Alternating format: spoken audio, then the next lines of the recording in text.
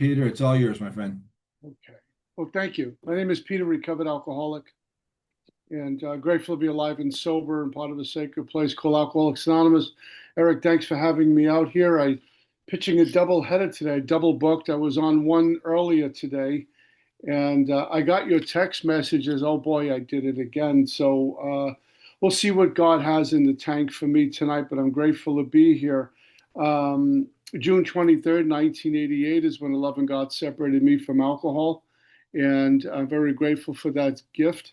Um, Especially this time of year, I'm not a big Christmas guy. A little bit of I can be a Scrooge if I'm not careful for a lot of reasons, but it is a time where I am grateful.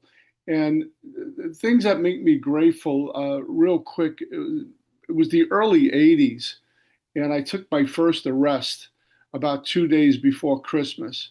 And never been arrested before. I was petrified when the handcuffs went on. And I spent a couple of days at 100 Center Street, New York, a place called the Tombs, which is lovely to be in at Christmas time.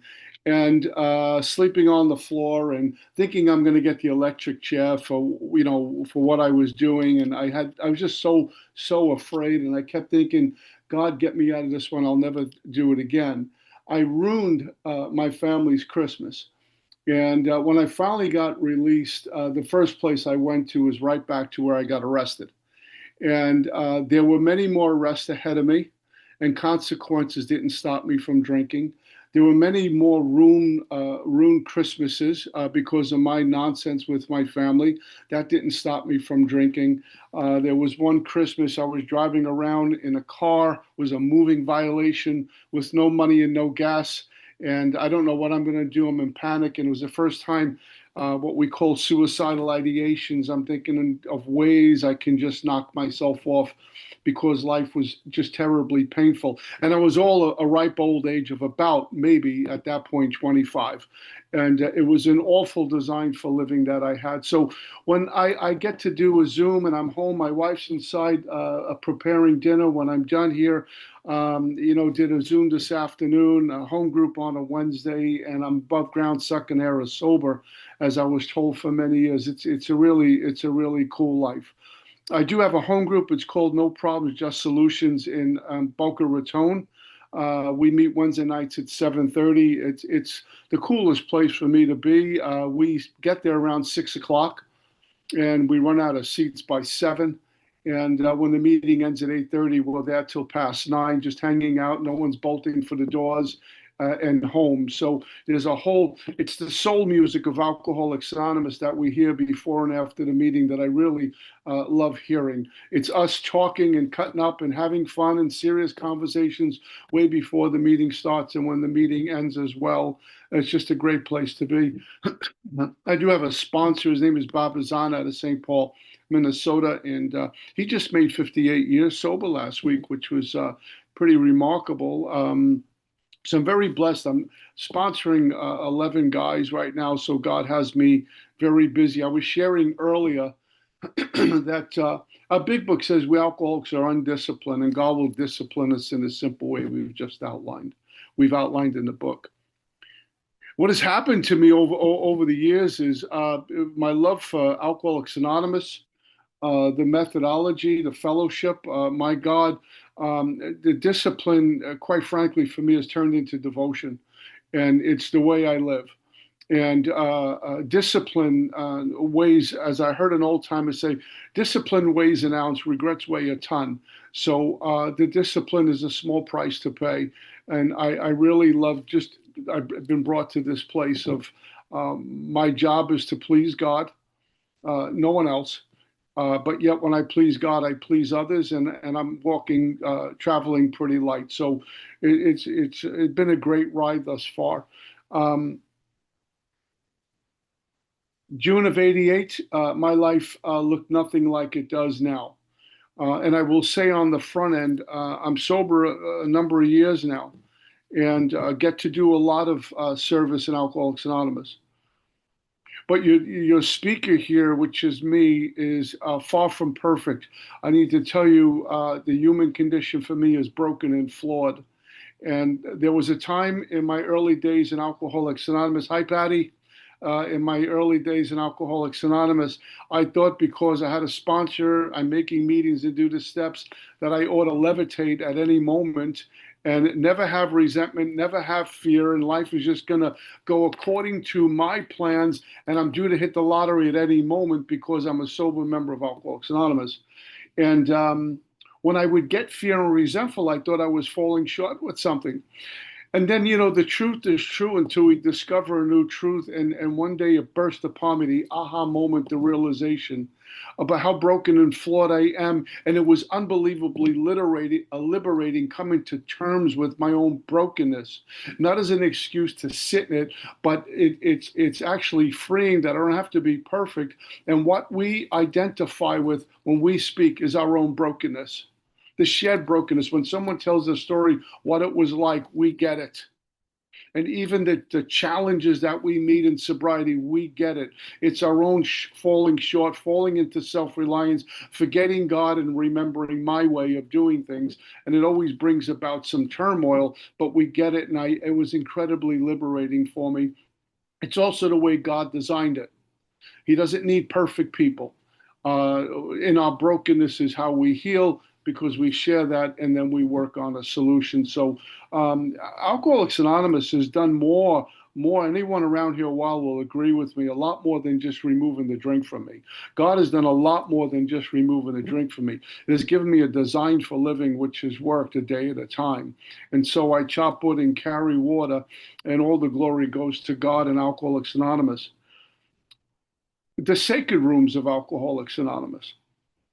And I guess if I had a prayer for anyone, it would be that you stuck around long enough in this fellowship to experience the sacredness of AA, where we see and hear lives get reborn and resurrected for fun and for free. You don't need a good insurance policy. You don't need to be the right political party. You need any of those things. You just need, hey, I want to stop drinking. I have a desire to stop drinking. We will sit you down, pour you a cup of coffee, and resurrect your life. I had no idea what I was in for when I walked into a meeting of Alcoholics Anonymous in 1988. I thought it was about just not drinking. I thought my problem was in the whiskey bottle, and it isn't. Because when I put down the whiskey, I was still not okay. And I found that here I get my soul food, and I need to get soul food to nourish the soul, because when I'm right with the soul, I'm right with you and I'm right with me. My first drink came, I'm an old Brooklyn boy, Brooklyn, New York. You could tell I'm not from Texas by the way I speak. I come from an Italian American Catholic family, and it's obnoxious and loud. We make the Sopranos look like, hippies. You say, I love you in my family, it sounds like a threat. I mean, it's like, yo, I love you. I mean, it's just interesting crowd in my family. But growing up in Brooklyn was pretty cool back in the day. I remember mid late 60s, early 70s. And the music was the best. We had rock and roll and Motown. It was before disco and MTV ruined everything. It was hippies. It was hanging out on street corners, drinking Colt 45 beer. And I'm sure it was like this in other parts of the country. But I remember growing up in Brooklyn, there was a pecking order to work your way up. You had to do something rough and tough to prove yourself, to get in with the older guys, the men on the corner who were about 17 and knew life and all its secrets. And I that's what I was doing. My first drunk comes at 14 years old, and I gotta tell you, up until the first drink I took, I was not okay. And I'm not exaggerating, it was really not okay. I presented well. My family, my mom and dad taught me about good hygiene and manners and things like that. I presented well, but what was going? I was like Gucci on the outside and Walmart on the inside. I mean, it's the best way I can put it. I presented well, but I was not okay. I had just lost my mom via suicide when I was 14, and she was one of us.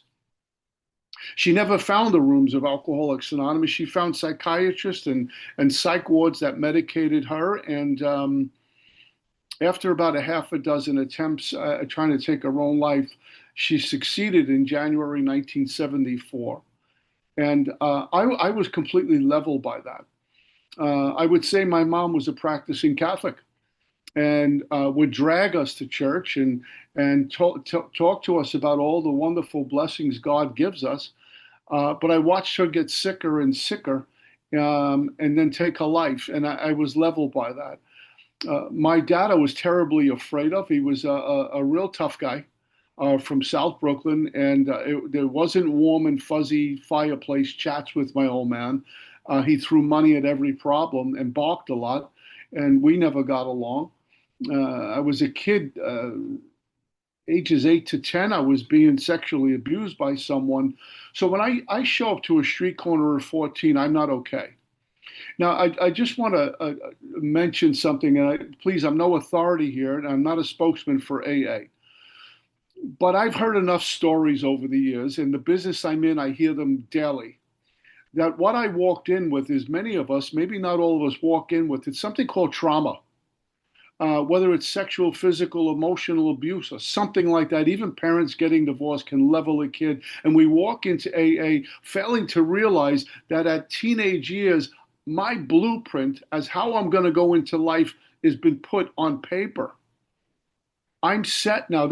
I'm going to operate out of that trauma, how I see the world, how I hear the world, how I act in the world. And it took a long time for me to reconstruct all of that. That just going to meetings was not going to remedy that. Albeit 4 through 9 took a big chunk of that and healed it. I had to see some outside help in order to fix that and heal from all of that. And I will tell you, when I got to Alcoholics Anonymous at 28 years old, I was still operating like that 14, 15, 16-year-old kid. My outlook in life, my attitude, my language, the way I saw life was still that way, even though I'm in a 28-year-old body and a whole lot of work had to be done. Totally consumed with me and my feelings and how I'm seeing life. And I continued to forfeit every invitation that came from God. I was so miserable with me and wound up so tight. I'm prey to any temptation that's out there to kind of give me some relief from me. And what Alcoholics Anonymous has allowed me to do is be okay for the most part in my own skin. And you can't throw money at that. You can't throw money at the soul because it's never for sale. But God could and would if He saw it, fix it. So my first drunk comes at 14 years old, and I remember drinking half a quart of beer and feeling something I never experienced before. And that's what our book talks about, a sense of ease and comfort that came at once by taking a few drinks I see others taking with impunity. Everyone was having a good time. Why not I?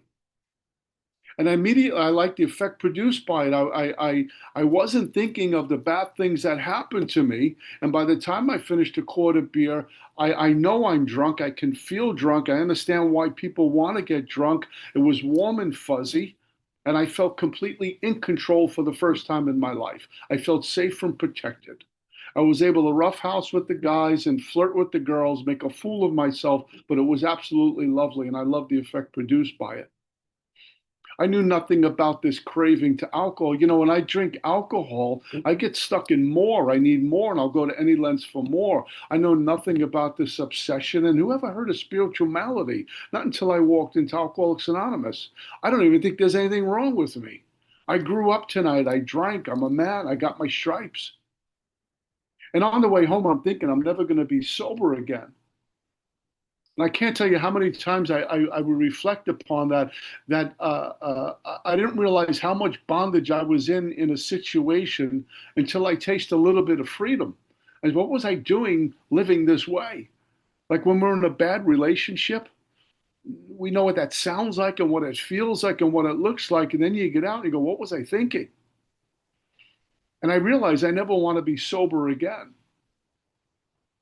I'm not going to make music sober again. I'm not going to go to school sober again. I'm not doing anything. I love the effect produced by being drunk and I want to stay there. And I chased that elusive feeling. It was a few years later, the consequences began and the trapdoors have trapdoors. And I started to get in a lot of trouble. Mickey Mouse trouble compared to what I was about to get into, but trouble nonetheless. My younger brothers who idolized me were arguing a lot. over my shenanigans. My dad is looking at me like, what happened to my son? Even my grandparents were wondering what happened to you, because my attitude, it wasn't just being drunk, it was my whole attitude and outlook upon life changed, and it wasn't good. I was full of contempt and anger for everything and everyone. And the only relief I got was when I drank. So it worked for a short time. And then one morning I woke up and I realized if I got up before everyone, I can take money that was lying around the house and perhaps they won't miss it. I began to do that. And then one morning I stole from my dad's checkbook and I forged his name on a check and cashed it and got away with it. I didn't know anything about checking statements back then. I thought when you cash a check, it kind of just vanished into space somewhere. And I did this regularly, and then my dad got a checking statement back in the mail, and he came looking for me. Remember that movie Goodfellas, that Robert De Niro character? I mean, that's my dad. This guy didn't smile when he was happy, and you didn't want him looking for you. And he came looking for me. He told me years later in sobriety, he says, it wasn't the money. I couldn't believe my son stole from me. It broke my heart. I was furious. But that's what I do. I step on people. And when they retaliate, I'm like, what did I do? What is the problem? Because alcoholism will never allow me to see a truth. It'll just give me lies and I'll buy them. And so when my dad found me, I was in Lower Manhattan sitting in a car with this young lady I had met the night before. So I was in like love or stalking, the same thing for an alcoholic. And my dad rolled up and I decided to run away, but he caught me and I went off to my first treatment center. I remember while he was lecturing me, I blamed the girl in the car, blamed the guys I was hanging out with, I blamed my mom's suicide, blamed a lot of things. I didn't believe I was an alcoholic. I drank, so what? So does everyone else. And my dad placed me in this treatment center. Actually, it was the same private psych hospital that we put my mom in probably 20 times. And inside the psych hospital, they had this little treatment center. And I walk in there, and people were very kind and caring, but I was petrified. I'm looking around at people who are really old, they're in their 40s. And I'm listening to people who've been in multiple treatment centers, been in jail, married and divorced several times. When I got to A eventually, I thought divorce was a requirement for membership because it seemed like we were all busted up. But I did the 28, 30-day stay in treatment and listened to the groups and all that stuff and got out and was drunk in an hour. And they had mentioned this place called AA. And I just pictured a lot of Bowery bums with raincoats on and all these like weird kind of people. And I'm not an alcoholic, but I went to the liquor store. I had that same young lady meet me at the door. I treated my 30 days in treatment like I did a bit in a state penitentiary. You know, this treatment center had tennis courts on it, for God's sake. And I was drunk in an hour, and the allergy takes over, and I can't stop drinking again. And the consequences started to get worse. And I went on that way for a while, and I got introduced to some non-conference approved dry goods, which I went in, head first, and couldn't get out of that. And I made my second, and then I made my third treatment center. I made my fourth treatment center. Now I'm walking into these treatment centers, not only drinking, as long as I'm awake. If I'm not in jail or I'm not in treatment, I'm drinking. I'm taking pills. I got the trifecta going on, and I'm taking other stuff, IV stuff, right into my arm. So I got the trifecta going on, and I can't get out. A civilian will never understand what we experience, what I experience. Figuratively speaking, I am glued to a bar stool and I got to get home for dinner. I got to get home for the kids. I got to be somewhere, but I can't. I got to have just one more drink. And the second drink screams louder and I cannot get out. I watch life go by me. And I'm full of regrets and remorse and anger and blaming people. This is what was happening to me in my life. I saw my friends pass me right by, go on with careers and relationships and all the nice things life has to offer. And I'm hanging out on a street corner doing what I do, or in some hallway or some dingy bar doing what I do, talking about these great plans and designs I have for my life. Meanwhile, I'm headed into my fifth treatment center. And I walked into my fifth treatment center. I know what I am at this point. I'm a drunken bum. I'm hooked on Valium and I'm hooked on narcotics. I know what I am. You don't have to tell me. And when H and I would bring my favorite commitment AA, they would bring the meetings in with all of this. I looked at H and I folks bringing an AA meeting in as a huge inconvenience. I remember there was a time where there was a hot show called Miami Vice used to be on TV, and Don Johnson was my higher power. And it would go on, I think, Friday night at 9 o'clock. And H and I would bring a meeting in at 8 o'clock. And what I would write on the eraser board was Miami Vice, 9 p.m. Speakers, please leave promptly, because I had to watch Don Johnson. That's where I was at after all of this. And in my fifth treatment center, they had sat me down and they told me how much trouble I was in. And I have hepatitis C at this point, and I'm losing weight. I'm way underweight. I walked into my seventh treatment center, 130 pounds. I'm about 205 right now. Um, and they said 30 days is not going to work. We'd like to, if we can, keep you longer. Now, a client going into treatment, when you talk about extended stay, it sounds like a death sentence. Look for the doors. I got to get out of here. But my dad threatened me, quite frankly, and I stayed for the 9 weeks. And after 9 weeks of being in an inpatient treatment center, by the way, you know your life's not going too well when your side of the door doesn't have a doorknob. That's not a good sign for my life. But there I was. And after 9 weeks, I'm bathing regularly, I'm eating regularly. They're taking me to little fitness centers, so I'm doing a little working out.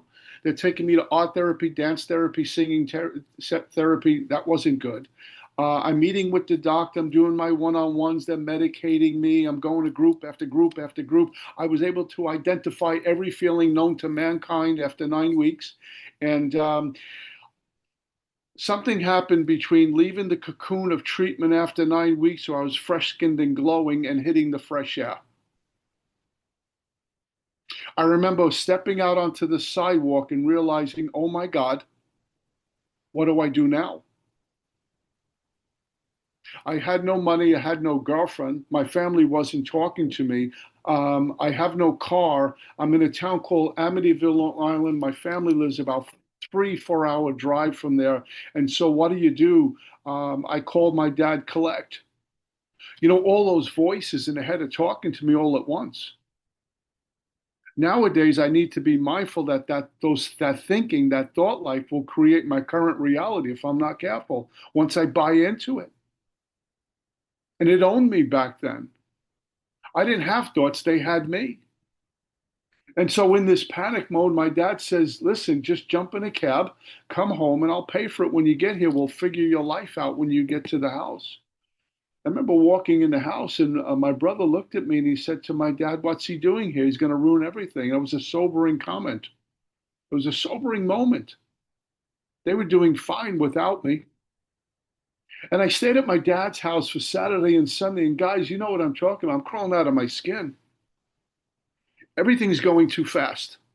I can't keep up. I got the chatter of 1,000 voices. I'm anxious. I'm uncomfortable. I got the RIDS. I got the restless, irritable, discontented stuff going on. I had them. I'm not alive. I'm just physically there. And my mind said, if we can just get a drink in us and take the edge off, I can function again. And what happened to me on Monday morning, I couldn't take it. I was busting at the seams. I left, I snuck out of the house. It was around 3 or 4 o'clock in the morning. And I took a car that wasn't mine. And I headed for South Brooklyn. And I waited for this one liquor store that I used to frequent to open. I've shared this story from a million podiums because it was so important to me waking up and realizing what I'm actually up against. Kind of met my demons, if you will. The game plan was to get 1 pint of whiskey, drive back to my dad's house, ditch the car, and I can chill for a few hours and figure life out. And what alcoholism did was set me up and then gave me the ambush because I got there really early. There was nothing open. I'm getting more and more and more fidgety, more and more uncomfortable. And I got out of the car and began to pace up and down on the sidewalk. It's an interesting thing that happened to me. My body did not need alcohol. I was physically sober. And once we're physically sober, we can't get any more physically sober. But as far as emotional sobriety and spiritually fit, I was a long way from there. I was living in self reliance completely and trying to use the pain of yesterday to keep me sober at that moment, and that's futile. And so what began to happen, I'm pacing up and down the sidewalk and my heart is racing 100 miles an hour and I'm starting to vibrate. My belly starts to get really upset. My forehead is sweating and my hands are clammy and I'm getting really uncomfortable. And the obsession was so loud and so powerful, I felt like I needed a drink because it began to feel physical. I need to get a drink. I didn't need a drink. My mind said, yeah, you do. And when the liquor store finally opened, I ran in there and it was a swanky joint that had the bulletproof glass and you put your money underneath the partition. And I got a pint and ran outside and began to drink it. By the time I finished the pint, you know what happened? I felt better. It's a tranquilizer. It's a sedative. I was breathing. I was back in the saddle. I felt in control. It was good again. I felt okay. The problem is I'm alcoholic. So I never made it to the car because I had to go back into the store, the liquor store, and get a second pint of whiskey. I'm not getting out. I went on one of the worst drunks, but worst experience. I got arrested a few times. Bad things happened to me on this one. That wasn't the game plan. The game plan was to get a little pint of whiskey and kind of smooth things over, and everything's going to be okay. Alcoholism had other plans. And I was out there for a little while and kind of crawled into my sixth treatment center. Once again, my dad, if it wasn't for the courage, strength, and direction God gave him to keep me alive long enough till I got to you, you'd have a different speaker here. But pardon me, my dad brought me to my sixth treatment center, and 36 hours later, I walked out. I AMA'd out of there, and the counselors basically begged me not to leave. And once again, they explained to me the condition of my life. Um, I had the realization while I'm detoxing and they're trying to give me the meds to kind of make it a smooth landing, which wasn't happening. I had the realization that I'm just better off dying. I didn't care much about what I did to other people, but sitting there for a short 36 hours, it burst upon me. When a big book says we tell you how we got out from under, I didn't think I was ever going to get out from under. I leveled my family. They weren't talking to me. There was no woman in her right mind would fly over me. I was unemployable. I'm a bum. And it was my dad going out of pocket to pay for me to go into treatment. Otherwise, I don't know where I would have wound up. I had no insurance or anything like that. And I realized it's never going to change. I'm the guy who's just going to be a statistic. I'm not getting sober. And I looked at my body. I got marks all over me. I have hepatitis C. Now I'm urinating blood. I'm dying of alcoholism. They don't know what's wrong with me. They want to run all these tests on me. I said, I'm better off, I'm leaving. And I wound up in some flea bag motel in Staten Island, New York. And some woman took pity on me. She was a barmaid and says, you can crash out on a couch. I rent a room upstairs. And I stay there. Basically, it was drink and pass out and come to, drink and pass out and come to, and a lot of blackouts. One morning, she finished her shift. It was maybe 3 or 4 in the morning, whatever it was, I don't recall. And when she crashed out, I snuck into the room and I went into her pocketbook because I'm figuring there was a lot of cash in there from her tending bar. I was going to take it. And instead, I discovered a bunch of Valium in a pill bottle she had. And first time I believed in God, He heard my prayers. And I ate what was in there and washed them down with a little alcohol and got on into this bed and quite frankly waited to die. And I welcomed the idea of dying. That's where my alcoholism took me. that dying looked like a good way to go because there was no other solution for me. The depths of despair in that place, if anyone's been there, is awful. It's dark, it's black. There's no light at the end of the tunnel. People say the light at the end of the tunnel was a train headed for me. There was no light.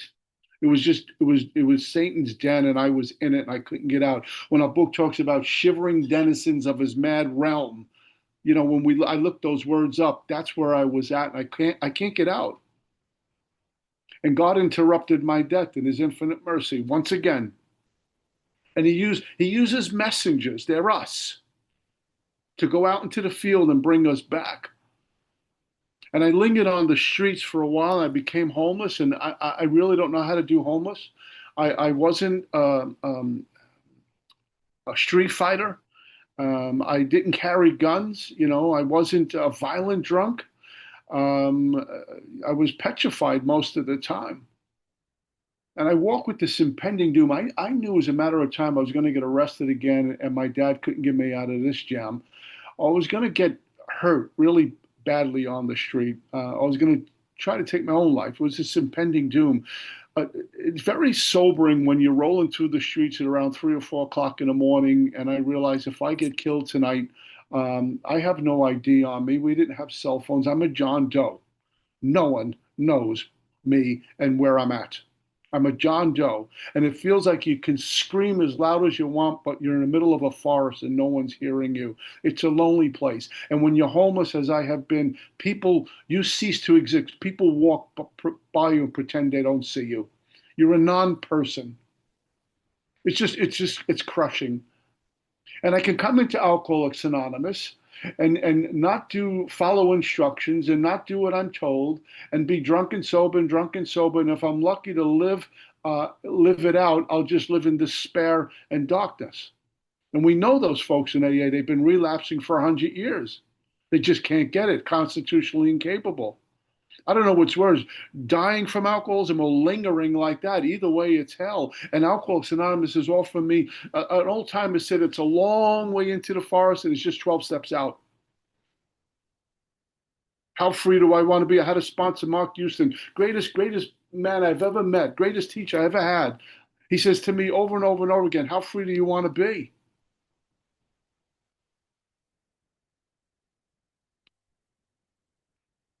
I'm living in this abandoned building in the back of a hallway, hating God, hating me, hating life. It's an awful time when no matter how much alcohol you put in your body, you can't get drunk. I can't get there anymore. Whatever I'm trying to escape is coming back tenfold.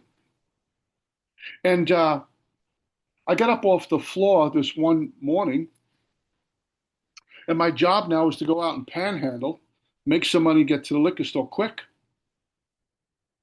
But when I got up, I collapsed. It literally felt like somebody hit me behind the knees. And down I go, and like the fist of Gulliver punching me in the chest because what came up was this purging of tears. And I couldn't stop crying. And I thought of my whole life for a moment. How did I go from where I was to here? How did I get here? This was not the plan. I knew AA didn't work. I knew my church didn't work. I knew treatment didn't work. I can't die. I can't get sober. I can't get drunk. And up until that point, I despised God. I was never an atheist. I knew there was something out there, but I despised it. And in that moment, when I'm on my knees and rolling on the floor, I beg God for mercy. And my exact words are, please take me from this. I don't want to die. It was as sincere as I could get at that moment. It was a moment where desperation screamed louder than the ego, and I was made right size. My plea to God was sincere. I had no attachments. I'm going to go to treatment or detox and go to AA and be Moses by Tuesday and recite the big book and concept you to death and tradition you to death. None of that. I just don't want to die.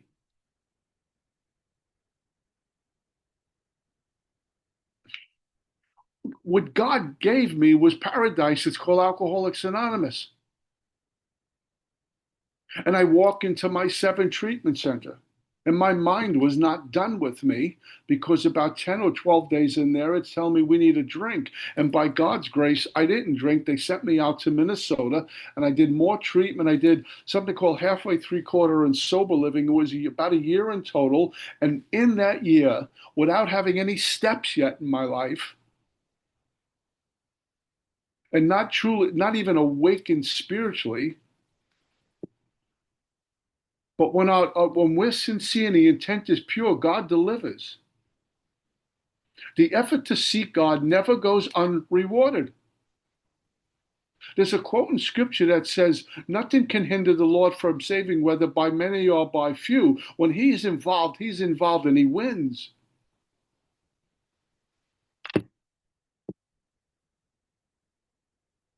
What he did for me was close the ears to the mind and open up the ears to my soul. And I heard you. Now you were talking for years, H and I and the counselors, and it was happening. But I heard you for the first time, but I didn't hear it with this. I heard it from this. You know, in AA, when somebody's sharing and we got that AA nod, we do this thing when we identify, we do that head bouncing. That's the soul acknowledging what it always knew. It's a physical reaction. It's not a conclusion of the mind. It's just a yes, I'm home. And I was brought back to New York about a year later and brought to my first home group. And I met my first sponsor, who wasn't well received in my neighborhood in Brooklyn because he was a big book guy, and there weren't a lot of big book guys. They looked at him as a threat, but he was awake, enlightened, if I can be so bold. And I asked him to sponsor me. We began the journey through the steps. About 8 years later, he stopped doing all those things, bless his heart, and he started to fall away. And I prayed to God, please show me a teacher. And there was a guy, Tom N. from Staten Island, said, I want you to listen to this cassette tape. For newcomers, there were things called cassette tapes back in the day, believe it or not. And he gave me a cassette tape of a guy named Mark H. And I listened to it. I didn't know who he was. And I said to myself, what an arrogant, pompous SOB this guy is. And I listened to the tape the second time. And I says, what an arrogant, pompous SOB. The third time I listened to it, I said, I think I love this man. He better sponsor me. And Mark was up to New York for something called Fellowship of the Spirit. And he was doing a workshop, and he was staying at a friend of mine, Tom's house. And I asked him, and Mark says, I was waiting for you. What took so long? And my life changed. I saw recovery in God and AA at a level I never even knew was possible. And this new journey began. And my family, I think I'm running out of time here. My family that was riddled with alcoholism, and they're not alcoholic, little by slowly was put back together because of the healing that takes place in me. And my brothers and I we still are incredibly close. I lost my dad a few years ago. He and I kind of healed, and he became a hero to me, my best friend, someone I trust more than basically anyone for a long time. And there was a healing. I was in a really bad marriage. He was an alcoholic and a cocaine addict, and just it was messy. And I prayed to God what to do, and I spoke to my sponsor, and I got out of that relationship. And it was a handful of years later. I don't know how many years later. I was fulfilling a service commitment to go speak in a town called Bellingham, Washington, which is a long way from New Jersey, where I was living. So on the other side of the planet, basically. And while I was out there, I go to speak, and I came home with a wife. I mean, I met, you do service, give me, you meet a wife. I went out there, I met Marion. We hit it off, thinking we'd never see each other again. We would talk and chat and find out how much we love the Lord, love AA. She's a musician. I was a musician. And when she told me her sponsor was Polly Pistol, who I idolized, I almost proposed on the spot. And it just we got married a few years ago, and our house is lovely because it's like a phone room sometimes with all the people calling, sponsees and things, and how traveling and my traveling, and it's just been a great life. And I have to say this before I get out of here, and I'm going to embarrass the heck out of him, but I have to say it. My buddy Chris is out here, Chris R.,